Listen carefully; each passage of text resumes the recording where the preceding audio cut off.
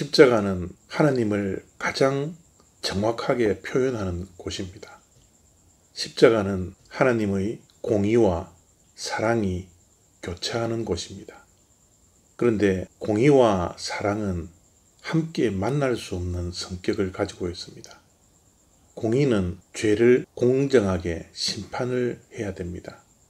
그런데 사랑은 죄를 덮어주는 것입니다. 십자가는 하나님의 죄에 대한 심판이지만 동시에 죄를 덮어주는 사랑의 장소입니다. 도저히 만날 수 없는 사랑과 공의가 교차되어 만나는 곳, 그것이 십자가입니다. 그래서 십자가는 하나님의 신비가 있는 곳입니다. 예레미야 48장 42절과 46절 말씀입니다. 모압이 여호와를 거슬러 자만하였으므로 멸망하고 다시 나라를 이루지 못하리로다. 모압이여 내게 화가 있도다. 그모스의 백성이 망하였도다. 내 아들들은 사로잡혀갔고 내 딸들은 포로가 되었도다. 하나님께서는 모압을 철저하게 심판하십니다. 하나님께서 모압을 심판하시는 이유는 교만과 우상 숭배입니다. 모압은 교만하여 끝내 우상 숭배하는 데까지 이르렀습니다. 그 우상도 그노스라는 우상입니다. 모압 백성을 지칭할 때 그노스의 백성이여 라고 지칭을 하고 있습니다. 우리 믿는 자들을 하나님의 백성이라고 부르지 않습니까? 모압 백성을 그노스 백성이라고 부르는 것은 그들의 삶의 모든 주권을 그노스에게 두었다라는 겁니다. 그노스는 어떠한 우상입니까? 자식들을 불에 지나가게 하며 번제로 그노스에게 바쳤던 인신제사를 요구하는 우상이었습니다. 인신제사를 요구하는 그노스를 날 때부터 죽을 때까지 섬기고 제사를 드리고 풍요의 신, 그들을 보호하는 수호신으로 우상 숭배를 일삼았던 것이 모압 백성이었습니다. 그래서 하나님께서는 철저하게 모압을 심판하시는 것이죠.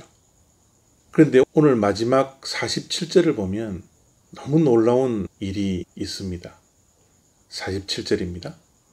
그러나 내가 마지막 날에 모압의 포로를 돌려보내리라. 여호와의 말씀이니라. 모압의 심판이 여기까지니라. 하나님은 모압을 향하여서 회복을 약속하십니다. 지금 느부갓네살을 통하여서 하나님께서 죄에 대한 심판은 하시지만 그 심판은 여기까지고 다시 그들을 돌려보낼 것이라고 회복의 약속을 주십니다. 왜죠? 왜요? 이런 질문을 던질 수밖에 없습니다. 특별히 이스라엘 편에서 생각을 해보면 하나님의 이런 회복의 약속은 말이 되지 않습니다. 모압이 이스라엘 백성들에게 했던 일들이 무엇입니까?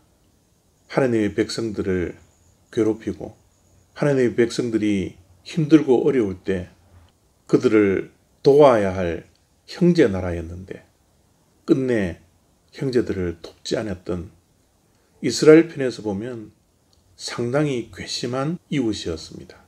그럼에도 불구하고 하나님께서는 그들에게 회복의 약속의 말씀을 주시는 것입니다. 왜 하나님께서 그렇게 결정을 하셨나? 그 답은 알 수가 없지만요. 이 회복의 말씀을 통해서 하나님의 사랑과 하나님의 마음을 우리가 볼 수가 있습니다. 철저하게 심판받아야 할 민족이지만 하나님께서는 구원, 회복의 은혜를 약속하고 계십니다. 바로 그곳이 십자가이지 않을까요? 그 은혜의 혜택을 받은 자가 바로 저와 여러분들이지 않을까요? 만약 하나님의 이런 신비적인 은혜가 아니라면 우리가 어떻게 구원의 반열에 설 수가 있을까요? 바로 모압이 우리들이지 않습니까? 모압의 회복이 바로 우리들의 회복이지 않습니까? 하나님의 공의와 사랑이 동시에 있었던 것이 십자가요. 오늘 본문 말씀입니다. 감사합니다.